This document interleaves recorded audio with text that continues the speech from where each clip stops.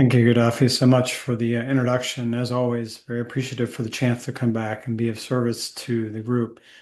Just want to check in with everybody. It seems like we might have some shy folks. I'm not seeing a lot of webcams on. I saw one or two people. I encourage you, this becomes, although this is a presentation about AI, it is also about the combination of what I call HI, human intelligence. And kind of honoring that would be if you're in a place where you can do this, and if you're comfortable, please consider coming off of or show up on your webcam, as we'd love to see all the people. We'd all love to see like the human interaction in addition to the AI that we'll be talking about. So let's go ahead and get started. I'm going to go ahead and share my screen.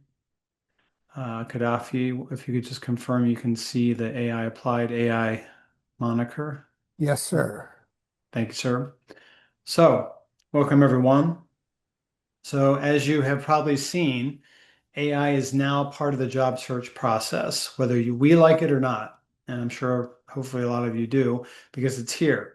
And people are using it to rewrite resumes and draft cover letters, prepare for interviews, and explore career pivots.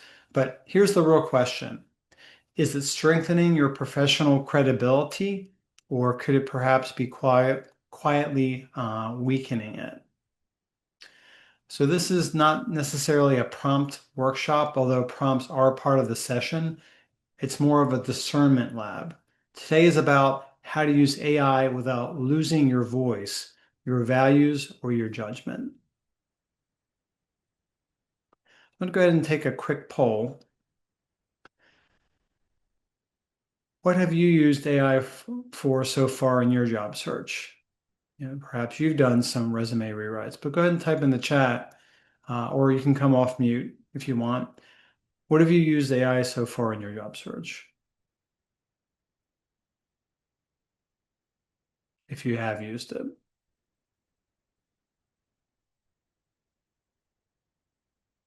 Okay, one person's not feeling comfortable with it, and I don't want to set up a point that this is a kind of a safe container. Feel free to share vulnerability, share your real thoughts about what's going on. So I just want to acknowledge the first Zoom user who said that they are kind of like not on board with it, or maybe not on board with it yet. Michelle says some resume cleanup.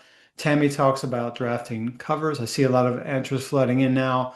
Not in a job search. Okay, and that's fine. Tailoring resumes and doing some research. A little bit of drafting cover letters, says, is it Gigi? Angela, research and stuff. I'm interested in learning, Angela, what that other stuff is. So hopefully you'll share some more of that. Howard says using ChatGPT for cover letters. Okay, so kind of doing a quick check-in. Some of you, maybe even most of you, have used AI in some capacity, and there's a number of tools. There's ChatGPT, which is, heard about a lot. There's things like Claude, Copilot, Perplexity. So there's a number of different tools that are very similar to each other. So keeping that last question in mind, let me ask another question. After using it, if you did you feel more confident, slightly uneasy, relieved, or maybe unsure what was accurate? What comes to mind after you used AI as part of your job search? Feel free to come off mute or type in the chat on that one.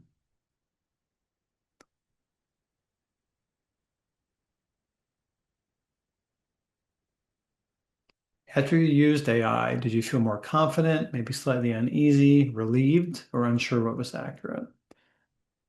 So Allison says you've mentioned that you have taken an introductory course navigating various platforms. So you don't have a need for it unless you're required. But it's that background knowledge, that baseline knowledge can be helpful, right? Um, so Howard, you mentioned it was helpful for with the cover letters. So it sounds like you have a positive relationship with it. Uh, is it Vinod? Did I pronounce your name correctly? Feel free to correct me if that is not correct. So that's correct. Okay, Vinod. Mhm. Thank you. Sounds like more confident in some ways, but I had to own the content. Nice. I love that. Thank you for sharing that. Gigi says, I like some of the keywords. Michelle, help fun rewriting bullet points for resumes. Nice.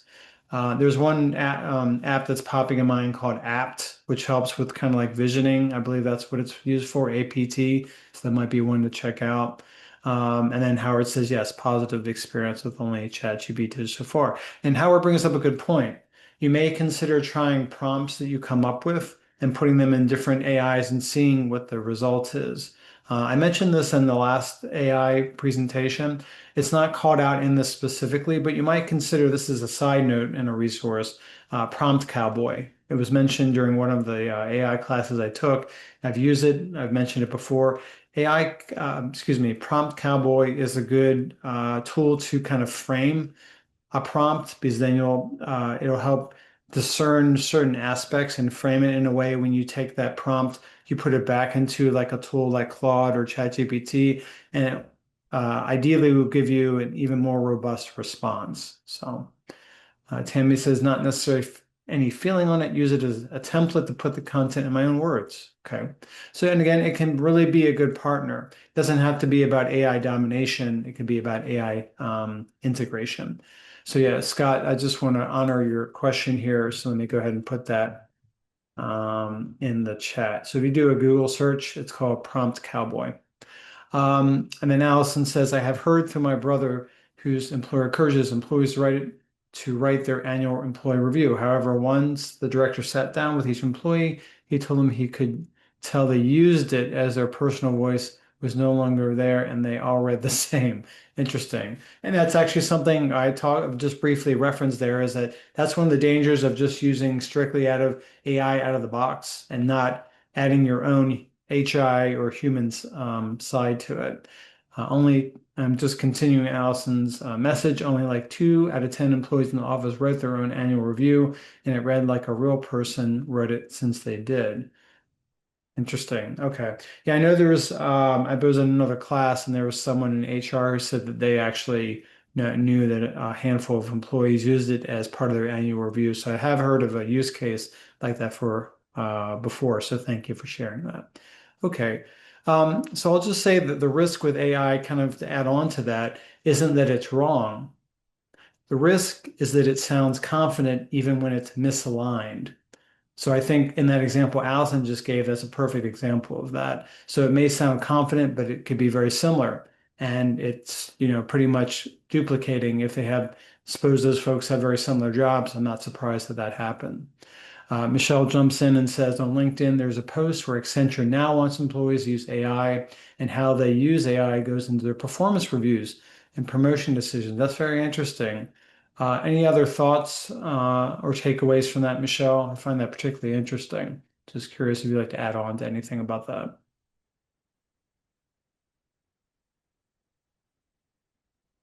Well, and that's okay. I'm just going to say that I find that very interesting. Thanks for sharing that. They want everyone to use AI, and yeah, that they want to use AI in their work. How many people have felt like they've had to use AI to kind of keep up, quote unquote, keep up, or management has required that, or if you've, in that example that Michelle gave, have you experienced that, or maybe just separately, do you feel like you have to use AI in some capacity? Is there a pressure to use it? Even if that pressure is coming from you without anybody else kind of having a voice in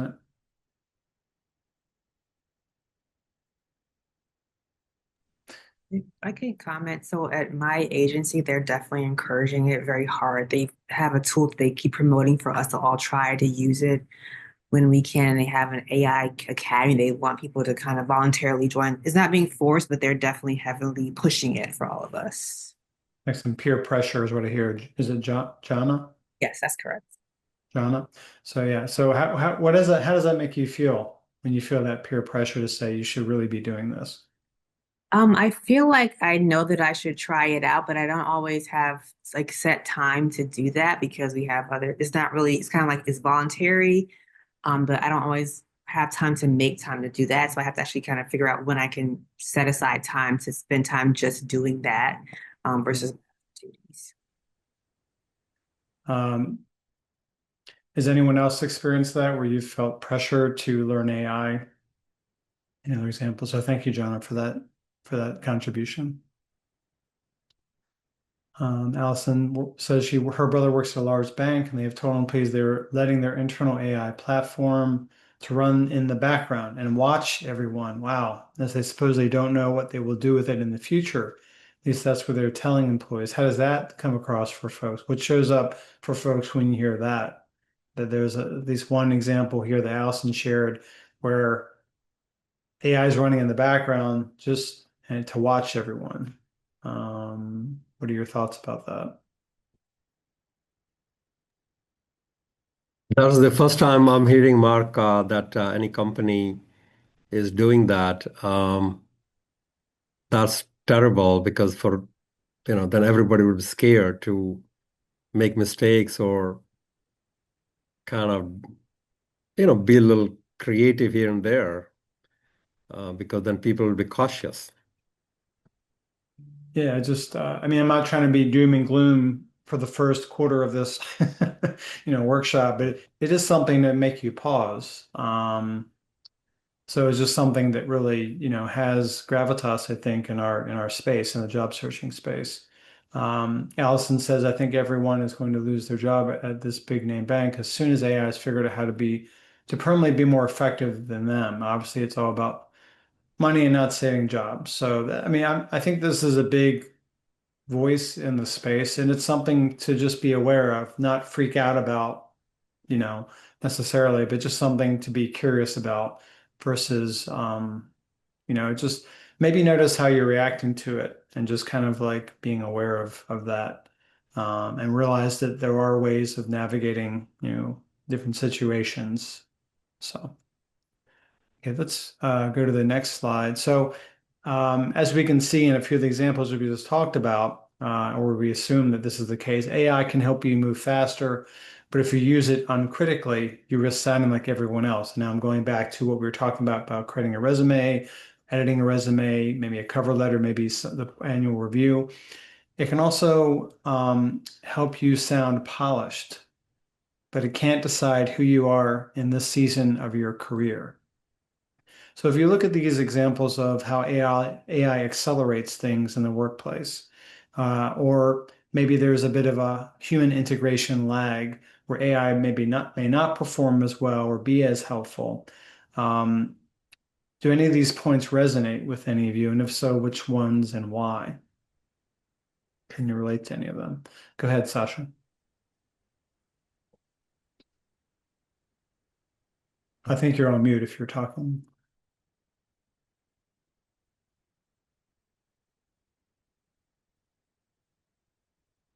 Yes, good evening, everyone. Yes, I resonate with identifying the transfer of skills when you're coming from a military sector into the private sectors. It doesn't recognize the transfer of skills when you're using the AI app. Yeah, thank you, Sasha. That's a great example of where that And human also in intelligence. the healthcare field. I mean, the power of just knowing yourself, knowing, the value you brought, maybe months, years, maybe even decades in a certain position. AI, at least currently, is not good about identifying those skills.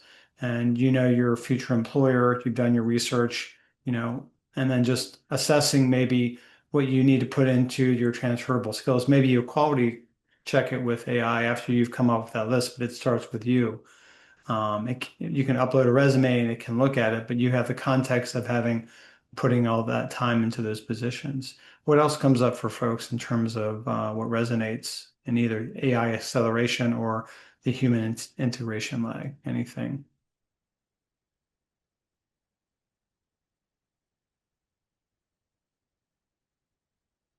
I think that I'm looking at the AI acceleration. I think AI rephrasing experience might be a benefit if maybe you don't write well or you can't quite figure out a way to describe your experience in an optimal way. I think utilizing AI could probably help you there. So that Yeah, would be a plus. excellent. I think one example that comes to mind to add on what you just said, Angela, is I've used it for like a summary on LinkedIn. If I want to rephrase summary, like a highlights of what I feel like, as a coach and a trainer, I've used to kind of help wordsmith that. But I wrote the description first, started with me as the human, and then AI provided some feedback. And you can use a prompt to say, don't rewrite this. Act as like a junior editor and provide some thoughts on this, or you can tweak like the prompt so that it's optimized to what your outcome is. So it still keeps that voice.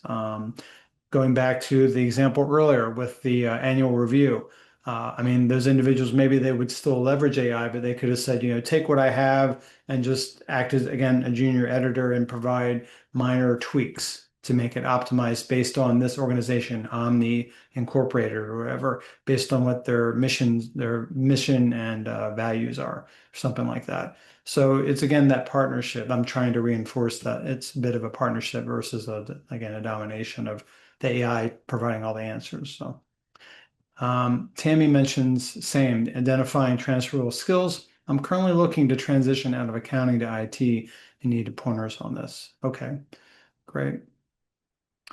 Any other thoughts or comments? Mark, may I make a comment? Yes, please, Anand. So I have been in interviews where I was on interview panels,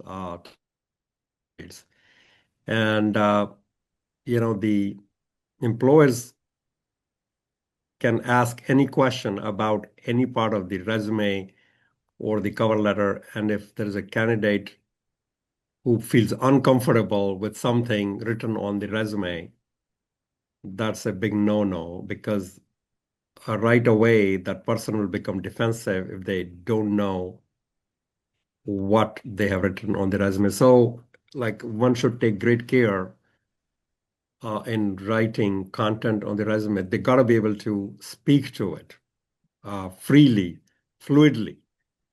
And sometimes AI can throw some words and phrases. And if you are thinking, oh my God, what does that mean in the interview? That's like a absolute no-no. Yeah. And I think you were sitting next to me when I was creating this presentation because that's one of the points that comes up later. Is one of it is you need to be careful about what AI comes up with because you need to be able to speak to it when you go to an interview. So you bring up exactly that point. So I'm so glad that you mentioned that. Bring up such a good point. So yeah, it's something to be aware of. Trust, but definitely verify, or distrust and verify anyway, whatever catchphrase you want to use with whatever the outcome of AI. So thanks for sharing that.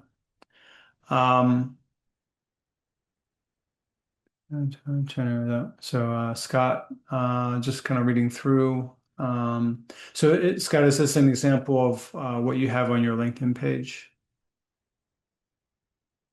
Oh, I see. You're putting your information for contact if people want to connect with you. Okay.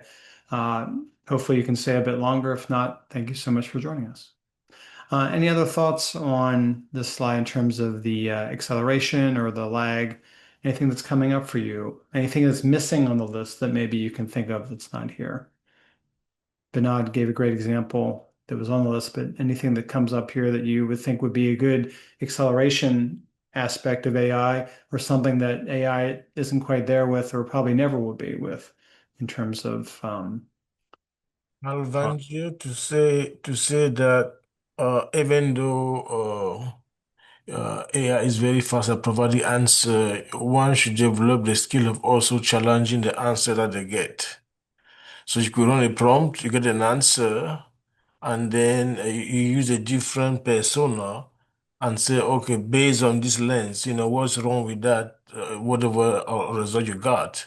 And then often you see that there are things that I didn't pick up before that when you use a different persona to challenge the answer you get, and then they actually give you different results. So it's just a matter of playing with it long enough to understand, when you feel like it's giving you what you're looking for instead of taking a first value, anything that it spits out.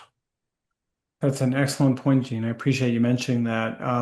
I had another coach colleague who attended a class and said that the facilitator suggested typing in after they gave you results, hey, ChatGPT or Claude, whatever, don't be lazy.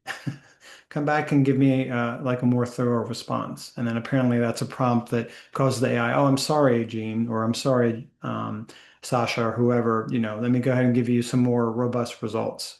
So I like the fact that you mentioned another lens. You can tweak it and say, act as if you're a expert editor and provide feedback on whether you think I'm keeping to the tone and a vibe of who I am based on what you know about me. So I really like what you shared there, Gene. Thank you.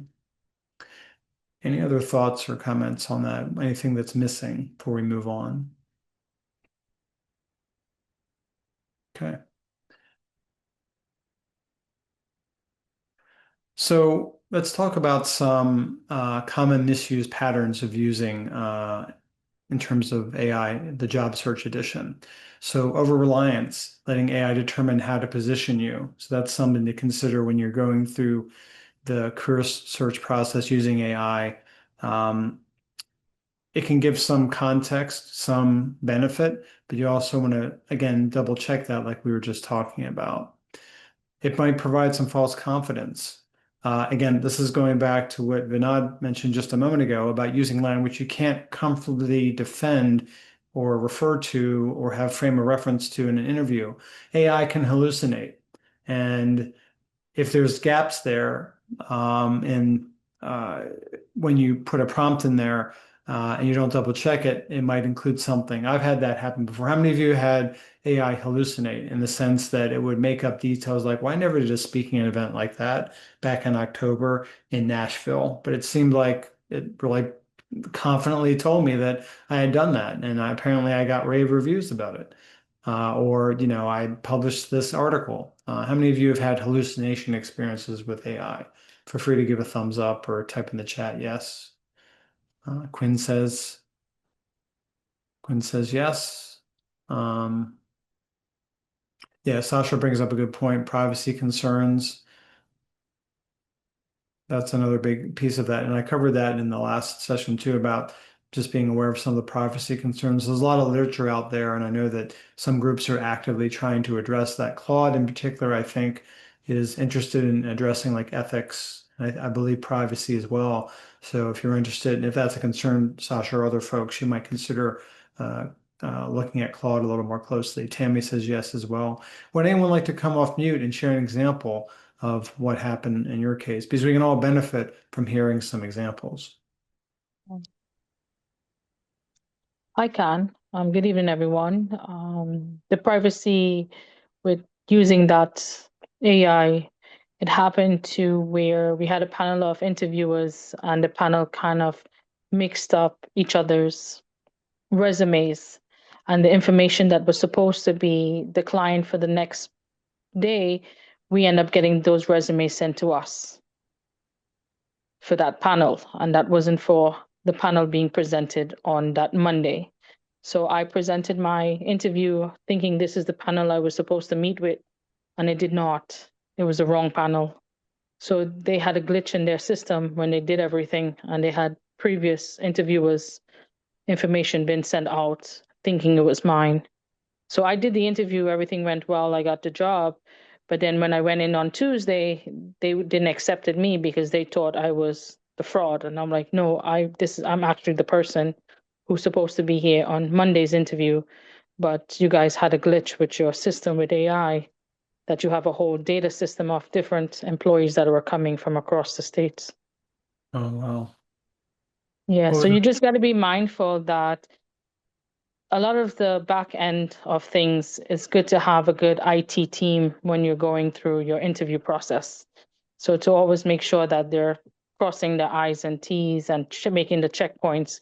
Have a different person come in and check your resume before you send it out to the big companies.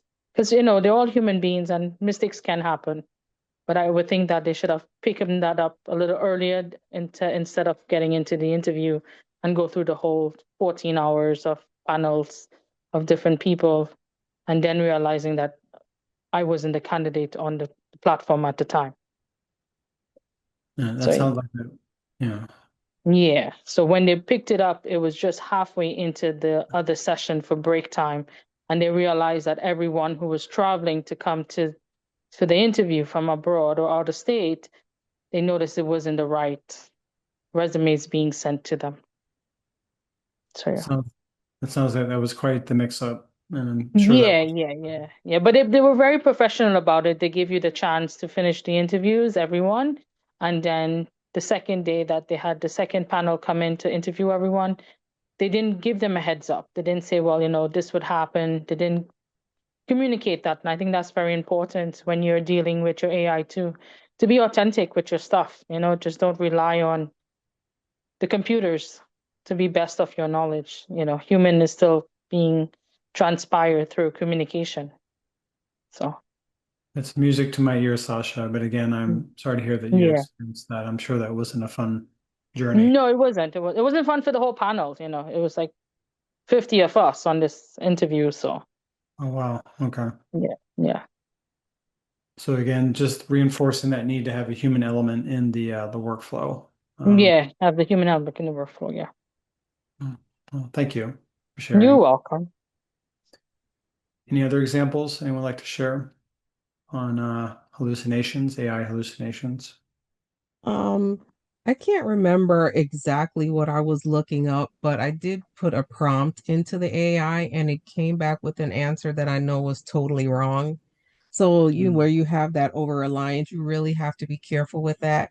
And I think PwC, they got in trouble recently for submitting a report that was like totally AI, no one checked it or whatever, and they were found out. So it's just like you cannot rely on AI like that. People, I mean, you need to check references, resources to make sure that this information makes sense. And people are just getting too comfortable with it. And I don't think you ever should do that. Yeah, that's an excellent point, Tammy. And some of them, or maybe all of them, I haven't really double checked, but say AI makes mistakes. And I think Perplexity is good about listing links, if I remember correctly. And you can ask you to cite your sources. That might be a good way to kind of prime the AI before you do a search and you rely on the information, so you can double check and cross-reference with the paraphrasing or the content that's been taken from there. See if it's appropriate, see if there's some hallucination, what the deal is. Um, so. I'm going to include that, Howard. I'm going to make a note about that, and I'll include the differences in the follow-up email if that's okay. I'm happy to do that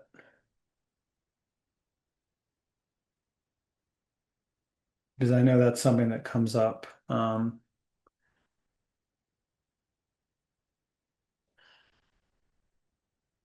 Some of them, I'll just say right off the top, some of them are better at graphics. I think ChatGPT's graphics engine has gotten better recently. I also like Gemini. I thought was pretty good. Perplexity, I think, is good for like deep research. At least been my experience. I like Claude because of the fact that they focus on ethics and some other elements. But again, I'll include that in a follow-up email. So, um, any other thoughts, comments before we continue? See, okay. So let's look at the third common misuse pattern, values drift. So what are values? Just a quick little adjacent side thing. I mean, it could be things like, you know, fairness, significance, um, curiosity. These are all different types of values. Variety. Maybe you're someone who wants to have a position that has variety. So there might be a bit of a values drift. So if you apply for roles that don't align just because AI suggests them, you want to really take a look at what AI is suggesting if you're doing a search for, for example, name the top, act like an expert recruiter and give me 20 of the top nonprofits in the Washington, D.C. area, for example. It might come back with some decent, results. But you know, maybe they don't align with what you're interested in. Now, you could add some things like these are some of the things that are important to me. And in a few minutes, we're going to take a look at this as part of the four-step framework that we're looking at the four-voice framework that's part of the lab today. But you might tweak that. Maybe you could tweak that prompt to say something like, act like an expert recruiter, give me a list of 20 nonprofits. Understand that I'm want to be tied to an important mission. My background is with the government. I'm a former government employee. I've also been in the Navy or whatever, if you're comfortable sharing certain aspects of that. And there's some other elements there that you can include that kind of map to your values. I love variety. I'm someone who I think of myself as a defender, someone who defends others. So I'm really into protecting others, like information. So that might be cybersecurity, and maybe it's a nonprofit about cybersecurity. So it's interesting. You can find ways of like putting in prompts that can tie to the values, but there can be a values drift if you're not specific or you haven't done the due diligence of thinking, I believe, before you've kind of gone into prompts. So, and then the final one is generic voice syndrome. This goes back to the example that was mentioned earlier with the annual reports, annual reviews, sounding like every other applicant or, annual review using a AI like ChatGPT, Claude, etc. So, which of these feels most relevant to you based on your experience with AI and why?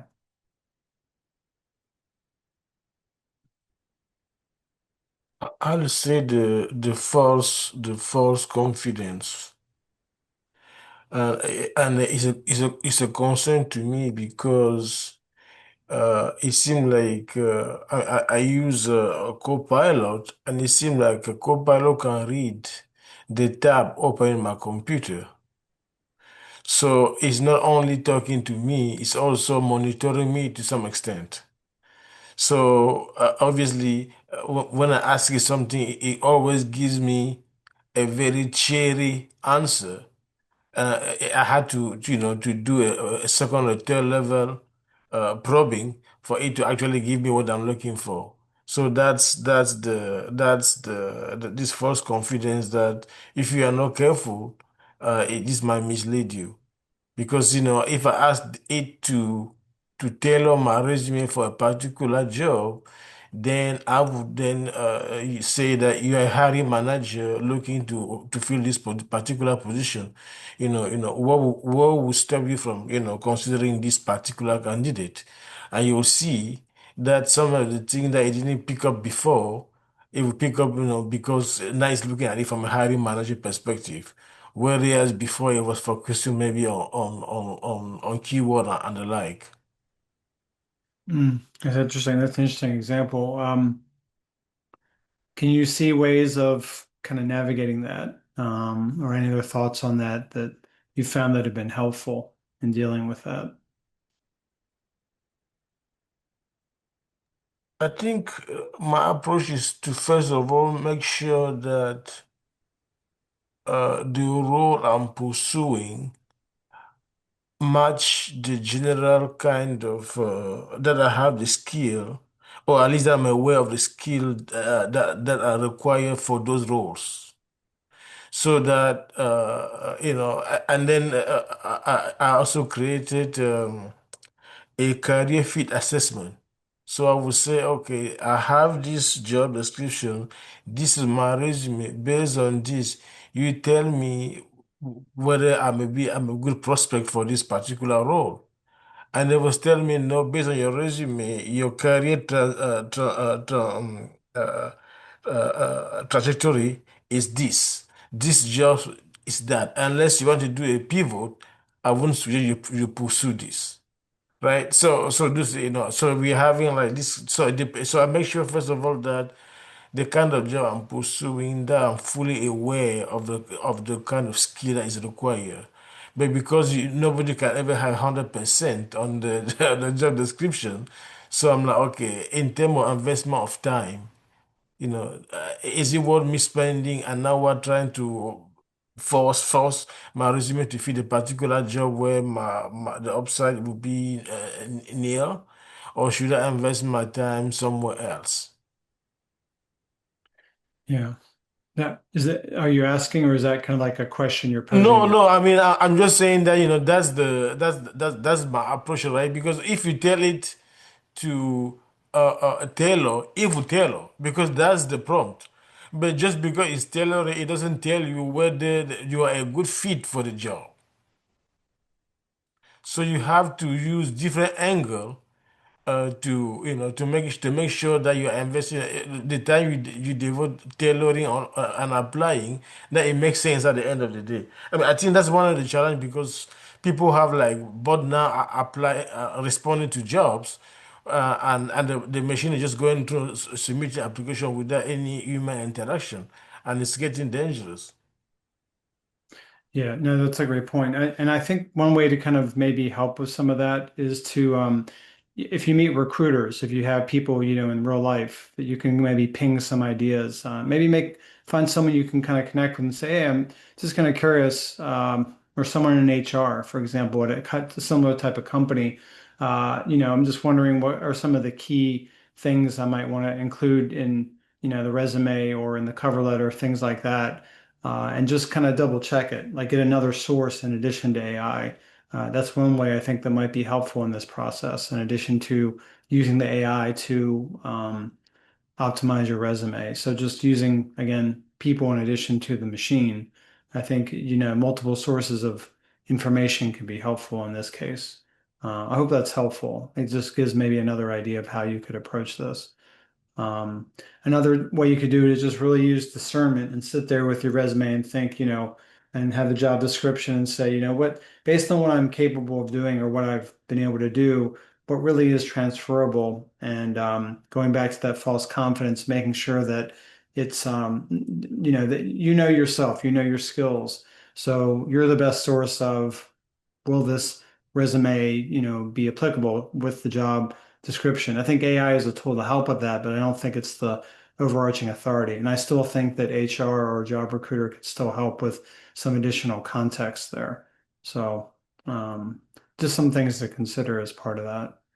Um, is that helpful, Gene, or did you have any other thoughts, additional No, comments? I think it's so helpful. It's just that finding somebody in flesh, to go through that exercise, it's not as easy as one would like. Particularly, some Yeah. of us have had different careers.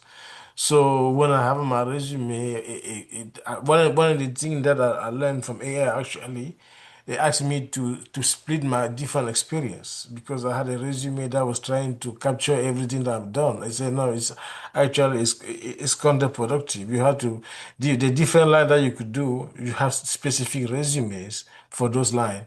And so that each time I see a resume that aligns to a particular lane, that's the one I use for my tailoring, and yeah, and it seems to be working better. Well, I know that there's a resume tool that I mentioned in a former workshop. I'll take a look at that and try and find it out. I think there's also groups on LinkedIn that might be HR related, and there's like, if you can find a recruiter that you can connect with who's willing to maybe provide some feedback. I think that's still maybe a route, but I want to respect what you shared. Um, yeah, and Gaddafi says I wouldn't trust it personally, always verify. Yeah, again, going back to Mark's question, you can, say don't hallucinate, don't make up things. A little bit later, in a few moments, you'll see a few examples of things you can say, Mark, so that we're going to get to that in just a second. So let's go to the next part, though. At this point, great questions, and anything I didn't cover, I'm happy to follow up in the email, but I want to get to the lab part as well. Um, so I want to talk about part of the core of the lab here, and it's the four voice framework. And I mentioned this before. I have a little graphic up here showing human intelligence, AI, and I believe it's the integration of both. So this is basically a decision sequence I recommend when using AI in the job search. It's one method you could consider. You notice that AI comes fourth, not first. The sequence is not head, heart, body, AI as separate lanes. It's the head, the heart, and the body, and we'll get into this, is a clarified human position. It's like your clarity around that.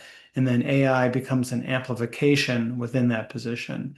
Because once you open AI, we want to try and stay within the structure we just built for this lab, the sandbox, if as it were. If you skip the head, heart, and body steps, the output could be more generic, and that's not the goal for today. So we'll have a little time focused on this. We're going to be practicing discernment, not perfecting documents. So let's go ahead and give this a try. So this will be the part where if you have like, maybe in a Word document or Google Docs or maybe a notepad, I'll just, as I'm going through this, consider a place to capture some of this. This is kind of the heart of the lab. There's going to be 5 steps. The first step, just take a few moments.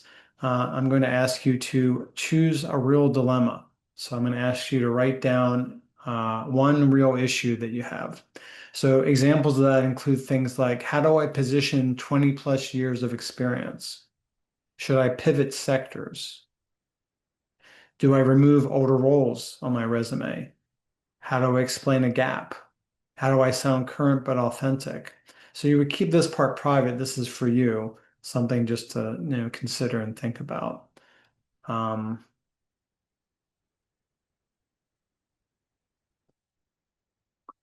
Okay, so let's just take a quick moment to do that. Write down one real issue, and then again, some examples include something that's really happening for you. So try and take it from a situation you're currently trying to figure out related to your, like your resume. Should I pivot sectors? How do I explain a gap? Do I remove older roles? How do I sound current but authentic? So what I'm going to ask you to do, Kadafi, feel free to come off mute or type in the chat. Is there a way for people, once they've selected their real dilemma, that they can give like a thumbs up and that will be persistent in their window to show that they're complete, they've picked something? Well, if you give a thumbs up, it's gonna disappear after a few seconds. So the best thing to do is probably put a Y in the chat. Thank you. I love that. Okay, yeah, if folks could do that, and that'd be great. So go ahead and choose a real dilemma, one real issue that you're dealing with in terms of the career search. And I think how many folks do we have in the room? Including you and I, there are 17. Thank you. Okay. So we're just going to take about 2 to 3 minutes to do this. This is a good primer to get people set up for going through this process.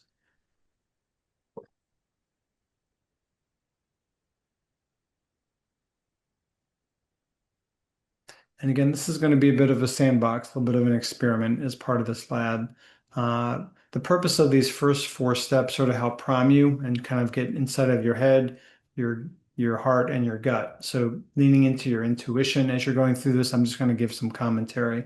What is your intuition telling you? What do you feel in your body? Does this feel like this is a good, choice for me? Is this something aligned with my values? That's more like the heart. My head, some things to think about, and we'll get to that in just a moment. As of right now, you're just at the very tip, trying to think of a specific situation. And we'll give it about 1 more minute, and then we'll go to step 2. Think of this as a new opportunity as opposed to just jumping in and doing prompts. This is a way of getting centered. This is a way of leaning into the HI mentioned, tapping into that side of you that connects your heart, your head, and your gut in terms of your job search. Some of you may do meditation first thing in the morning. You might go for a walk, or you might have some sort of practice that gets you grounded. Think of this as like a version of that, but related to the job search.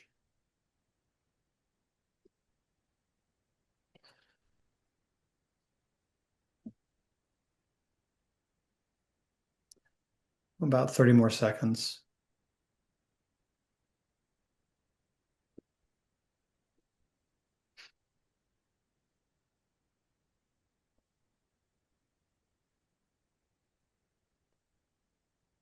And again, it doesn't have to be perfect. It doesn't have to be exactly what's going on. You can also choose, based on some of the ones I suggested as a test, and then you can go back later and try your version of it. You'll be getting a follow-up email with some of the details from this in addition to the presentation. So, okay, we're gonna keep going. Okay, no problem, Vinod. I believe there's gonna be a recording. You can always go back as well. Let's move on to step 2. Now I'm going to ask you to write what problem are you actually trying to solve? So you're using your head in this moment. What assumptions might you be making about this issue, this challenge? And what constraints are real versus imagined? So this is a bit of a mindset thing because most job search stress is misdiagnosed. So just take a moment to think about what you wrote down and consider, are there some assumptions going on there? Are the constraints you're coming up with, again, are they real, are they imagined? I don't have enough time. And maybe you're a very busy individual. Maybe you're currently working in a job and you're ready to move on to something else because there's, a challenging work situation, or maybe you have, a lot of family responsibilities. I think how much of a constraint is there? Could you take 5 minutes in the morning, to do something? Could you take 2 minutes in the morning to do something? Again, what is the problem you're actually trying to solve? Is it a resource issue? Is it a mindset issue, et cetera? So just take a moment to think about that.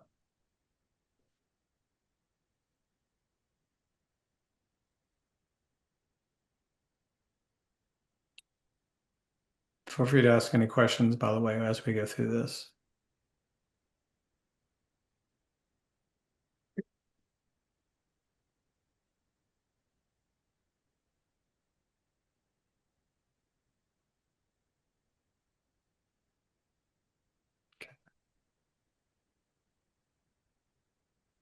Okay. So now the next piece of this, does anyone need any more time? Are you good? Feel free to give a thumbs up if you need more time. Or you can type in the chat.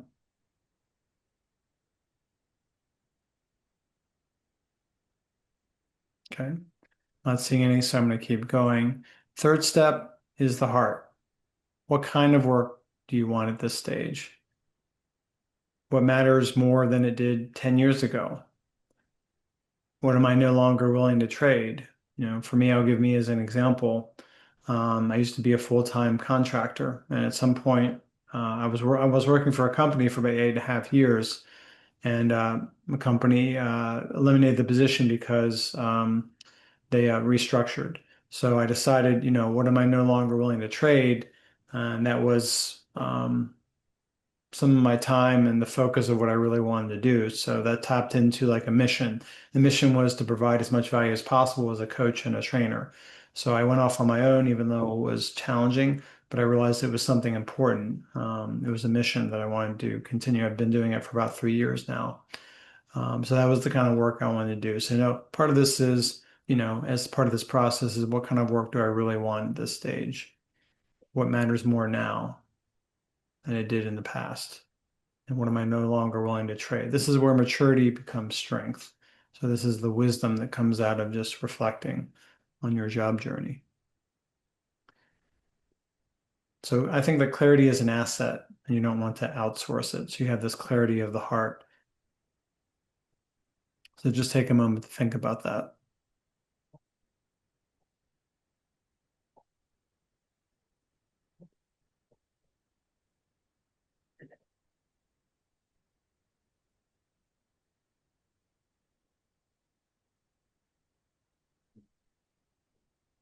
What's coming up for you? And feel free to share if you feel moved to in the chat, if you want to share some of these responses for the head or the heart. Again, people can learn from what you're coming up with if you want to share.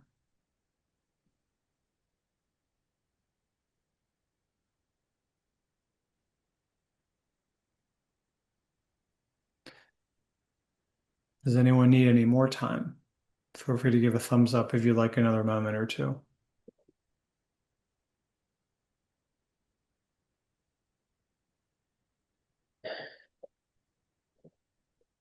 All right. Let's move on to step 4. Keeping it grounded. Does this direction that you're choosing, now that you've visited the real dilemma, you've connected with the head, you've connected with the heart, what do you feel in your body? This is it's known as semantic, like semantic intelligence, about tapping into your gut. Does it feel right? Does this direction feel energizing? Is it heavy or forced? If I imagine getting this offer that comes up related to this position, What happens in my body? Do I feel a bit of excitement like butterflies, or does it feel heavy like it's drudgery? So you're not being mystical, you're accessing pattern recognition, and your nervous system often detects misalignment before your resume does. So that's just something to think about.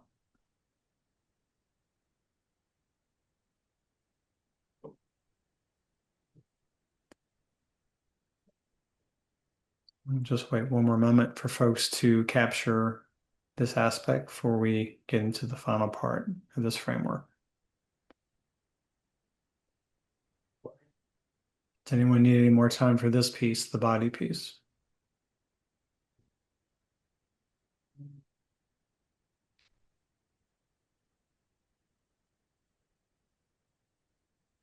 Okay. Well, before you open ChatGPT, Claude, etc., or any other tool of choice, pause. Look at what you wrote under head, heart, and body. So think of this as like a strategic brief, and AI should respond to it, not replace what you came up with. So let's just take 1 minute to highlight or underline or bold one key constraint, which is the head, one core value, which is the heart, and one alignment signal, which is the body. So I'll type this in here so you have it. Again, you're taking about a minute or less to go into what's one key constraint, which relates to the head, one core value you see in the heart section, and then one alignment signal, which is the body. Again, that intuition that I mentioned, and I put it in the chat there. Because you're going to use this as the final step, step 5 finally with the AI.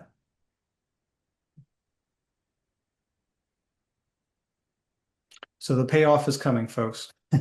I know this is an AI lab, but we were doing some pre-work first before we get to that point. So appreciate your patience and willing to play with this a little bit. It'd be a different way to approach the AI process.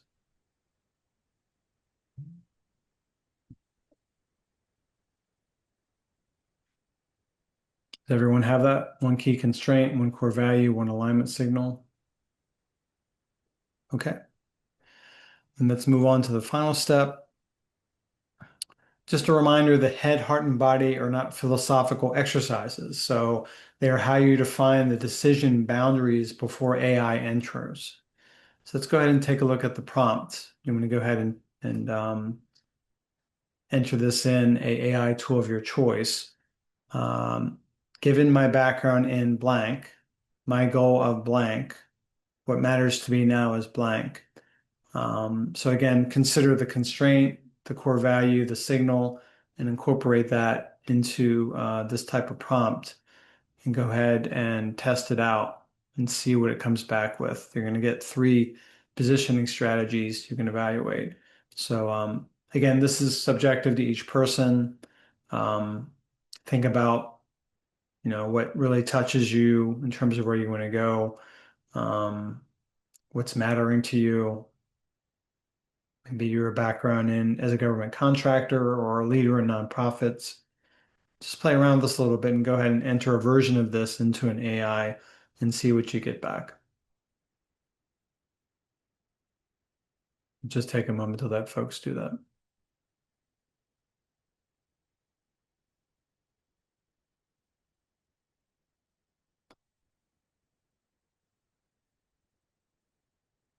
Notice as you do this, what you highlighted during steps 1 through 4 and what was most important to you.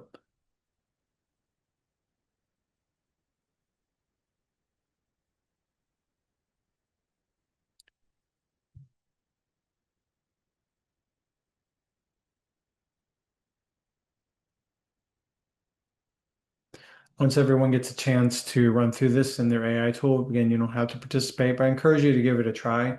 Please put a Y in the chat so we know that folks are making progress and they've gotten a chance. We're just going to take a few moments to let folks do that.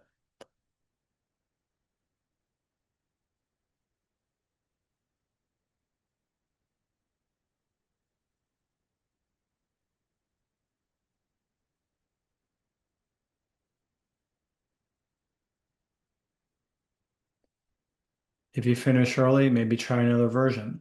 Maybe you have another value or another constraint or another signal and you can give it another run and see what it comes up with too.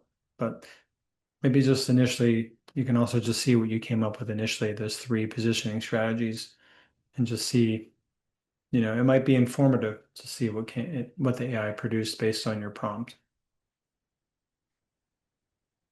So this is a good integration of the HI and the AI like we were talking about.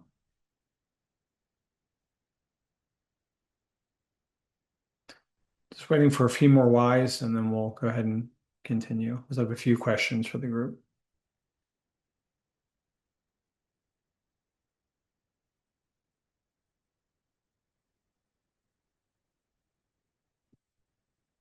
So while folks are still putting whys in the chat, I'm going to ask you to reflect on a few of these questions. Which option out of those 3 positioning strategies feels most aligned? And which one sounds impressive but not quite true? What might you edit based on the results you got back? So what looks aligned? What's impressive but not true? What might you edit based on what it came back with? Maybe you liked 75% of the one you chose. Just curious what came back. And going back to Mark's question as well, you can add this as an addition. Do not fabricate, exaggerate, or assume experiences I do not have. What that does is that protects your credibility. So don't fabricate, exaggerate, or assume experiences I do not have. So that's a version of the hallucination question from before. So if you came back with results that did any of that, then you can add that qualifier if you wanted to run it again. So who would like to share some of what came up for folks? Was this helpful? Did it make you curious? Was this something you already knew? Do you have any new nuggets that came out of running through the steps?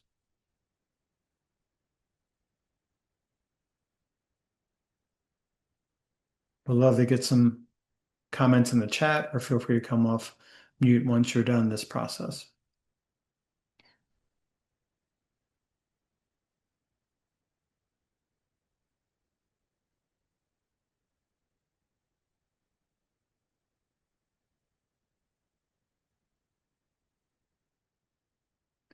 It's an awfully quiet group. Either you all are enjoying playing with the prompts, or you're reflecting, or just curious.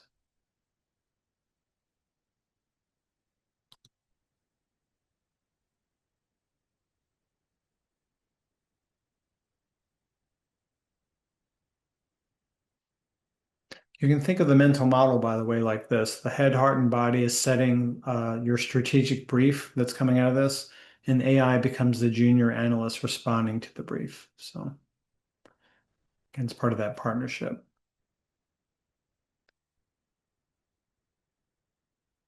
Okay, so before we move on, any other comments? Anybody like to share or paraphrase something that came up for you when you went through this process, if you decided to participate? One that came up for me because I put time as something valuable to me. It said to search for employers that value time off. It didn't give me like specific employers, but there's just said to look for employers with strong work-life balance policies and things of that nature. How might you tweak the prompt so that it would include that information, since that's something you were looking for? Yeah, I will do that. Could you maybe say something, give me, based on your research, give the top 10 employers that value time off, work-life balance, or insert whatever phrase you have there that might be able to tweak it, be able to put that in there. And you might be able to leverage Prompt Cowboy too as a way of like optimizing the prompt and giving that a try too. So All right, thank you. no problem. Thank you, Tammy.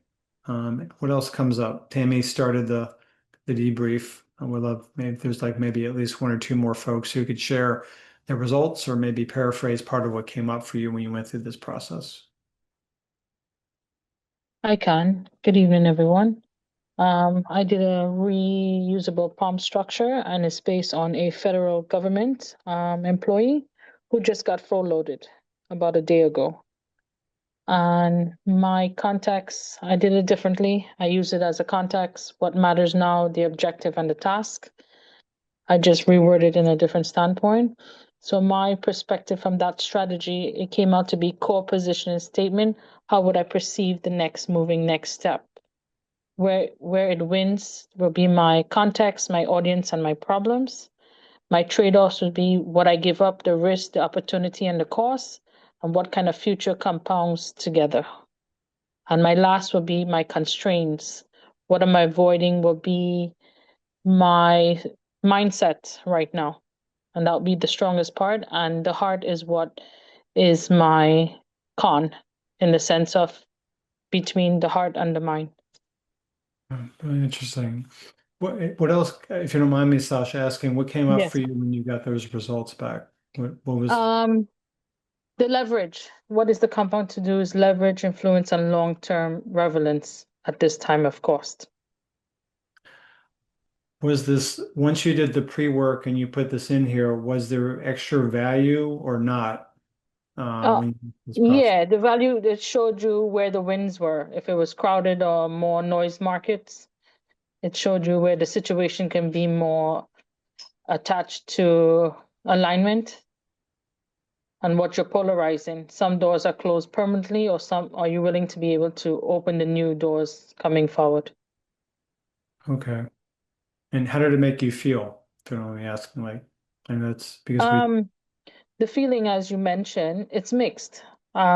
You're generalized to take the next step. You're willing to take the next step, but you know you have invested so many years into this position and this life that it can come to an end at any time. So it's mixed. You know, you don't want to go back to that again. I yeah. know, and the uncertainties of you're feeling that, hey, you work now and then 3, 4 months from now, it's gone again, you know? So it's a mixed feeling. Yeah, it's like a seesaw. It's like a tug. Yes, yeah, yeah. It's like you're on a roller coaster, basically. You start off high in excitement, and as it comes down to the end of the ride, you're like, okay, it's over, you know? So, Yeah. So, and you bring up a good point. And Sasha, I invite you to maybe consider, and you might have already mentioned this a little bit. I might not have caught it, but when you're going to the values part of it, if you decide to do this again, mhm. a little more security as part of like a value. Security might be a value. Yeah, yeah. Significance, Safety, yeah, acknowledgement. safety, stability, mindset, because I had worked throughout the pandemic also. So I also want to make sure my mindset was right. You know, that's a major factor in the head in this framework that you were mentioning. I think mindset has to be on point because if you don't have a clarity on your mindset and you're not grounded and aligned, you cannot make these decisions clearly. Yeah, and Sasha, you bring up a great point. Can we just have a moment of saying this process can be stressful? Sure.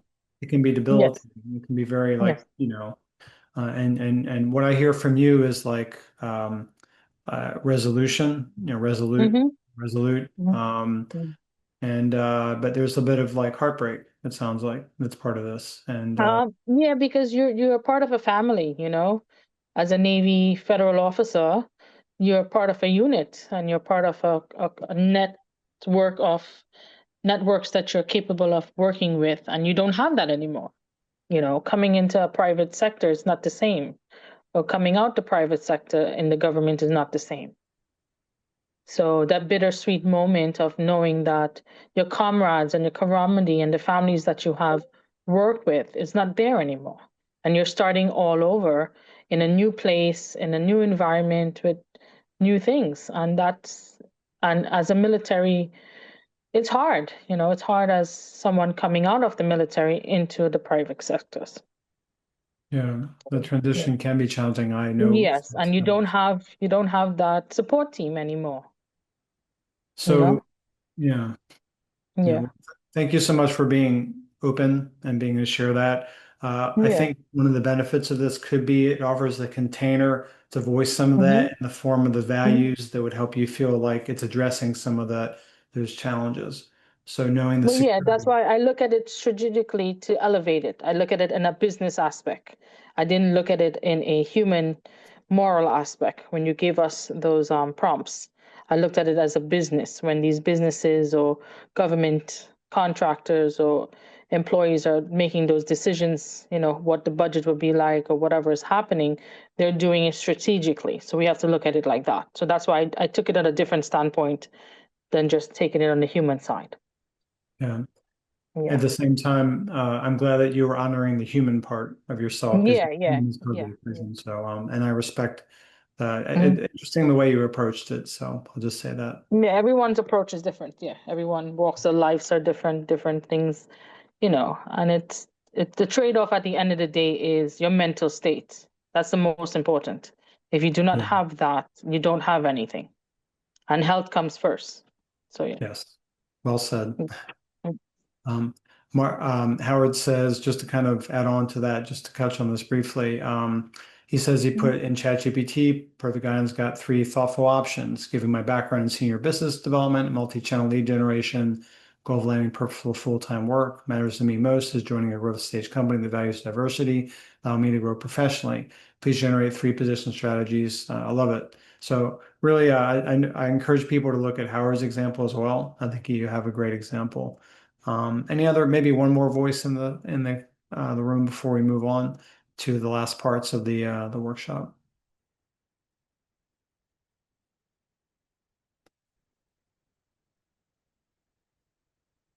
If something comes up for folks, feel free to put it in the chat or afterwards as well.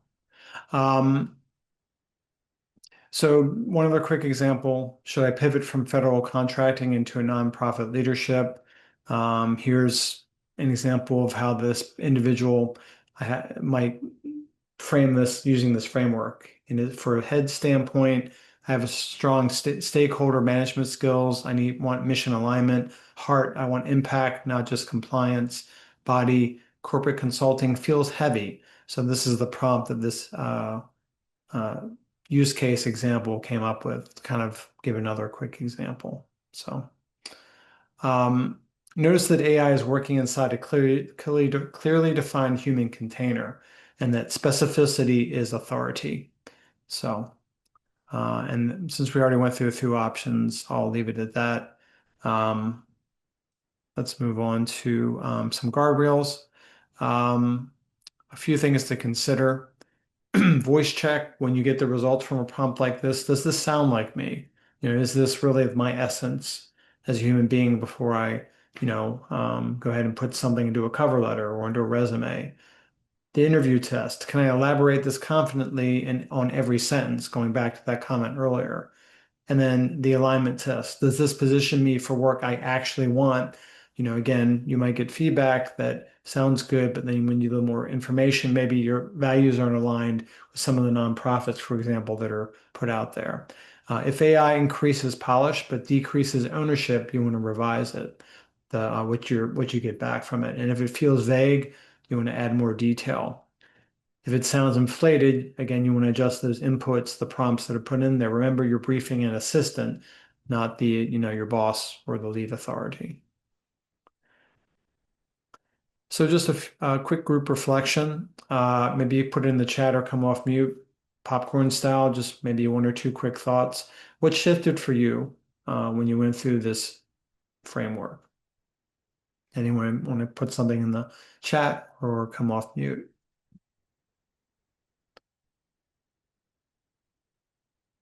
And love the interactions, love the feedback so far. But anything shifted that you like to share? I'll say the heart, because that's where passion, fulfillment, and pride and identity comes in.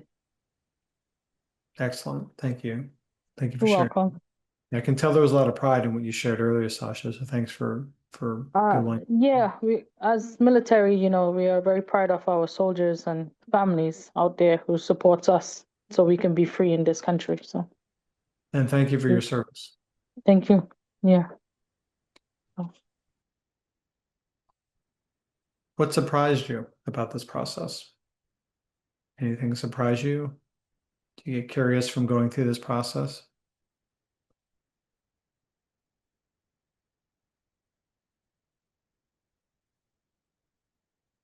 Feel free to type in the chat or come off mute. It could even be, this isn't what I was expecting with tonight's workshop. You can see that as well too. Feel free to share that. It's a different kind of framework, folks. So it's something maybe to, to try out and see, get grounded, and then proceed with the prompting to kind of optimize the use of the tool. Then the final one is, as a coach, I want to put a challenge or some accountability out there. Where will you change how you use AI this week? Maybe by Wednesday by 10 a.m.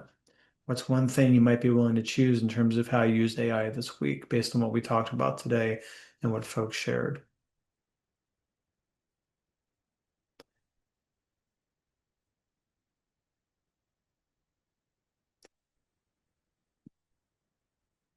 Oh, great, Allison, glad here. And Howard, I see you put a few other points in here as well. Yeah, excellent.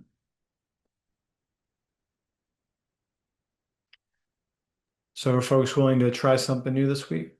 I said that, sorry, apologize. I would say that using AI has changed this position in a different mindset to just look at it as a tool and remember to use these three major points that you give in the framework, because most of us don't really think about it like that when we're using the technology, how you feel, how your heart is, and what the head is telling you. So I'm looking at it on a different standpoint, from a open standpoint now, to use those 3 or 4 alignments that you can change the way your resume can be written into the workforce. Great. Thank you, Sasha. Yeah, because I think we can put, I'm feeling stressed into a prompt, or you can say, I really feeling like cheated because I got laid off from this company. I think kind of Right. getting centered in and of yourself when you're sitting there by yourself going through this framework, the head, the heart, and the gut, I think helps prime it, and then you kind of know how to jump into the prompt with that already pre kind of determined. And you've done like the meditation and relied on your innate strengths as a human being before you rely on the artificial intelligence. So Correct. Always go back to your, like you said, be authentic with yourself. We all are excellent. authentic in our own self. So yeah. And don't lose that, because AI doesn't have that. Exactly. Yeah. So thank you. A very nice way of bringing that up. So this is the end. AI can help you move faster, but credibility, alignment, and judgment remain human responsibilities. That's our responsibilities.